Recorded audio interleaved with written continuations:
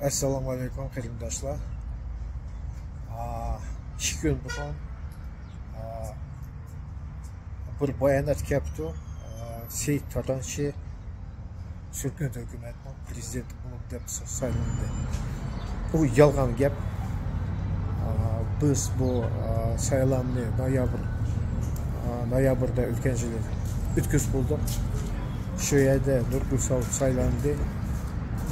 Nurgul Savut bana vice prezident deb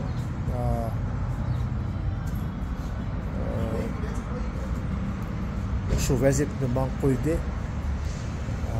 Endi mana Seyit akam Tatanchining tarafkorlari ular yolg'on gap qilib bir necha odamlarni shu saylov qatnashmaganlar bor.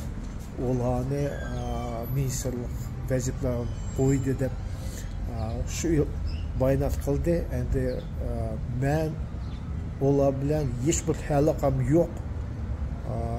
Ulardan konsul vazifasini men olgan yerim yo'q. Ular bilan kelishgan hech bir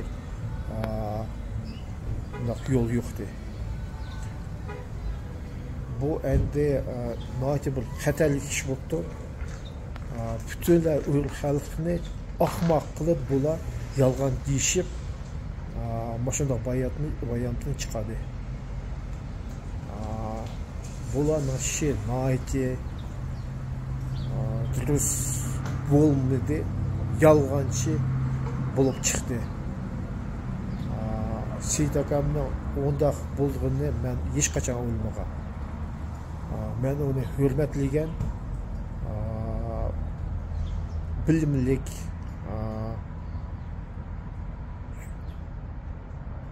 xizmati cho'ng, ko'p narsalarni bildigan, ko'rgan deb o'ylagan. Biroq mashinachilik, aldamchi ishlarga qo'l solganini men uni hech qachon o'ylamagan. Rahmat diqqatingizga.